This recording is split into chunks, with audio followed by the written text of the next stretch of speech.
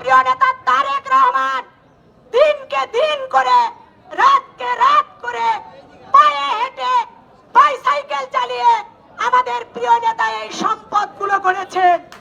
সেই সম্পদ রক্ষা করবার দায়িত্ব আমাদের, সেই সম্পদ রক্ষা করবার দায়িত্ব আমাদের।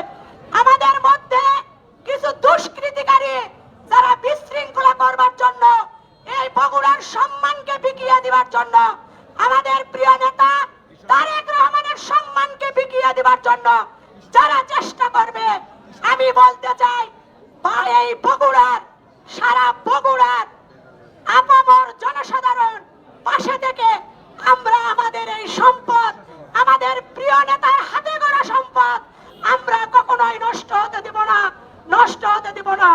আমরা সেটিকে আমাদের বুক দিয়ে, আমাদের জীবন দিয়ে আগলে রাখবো ইনশাআল্লাহ। আমি ক্ষতি হবে সেটি আমাদের বিএনপির লোকজন।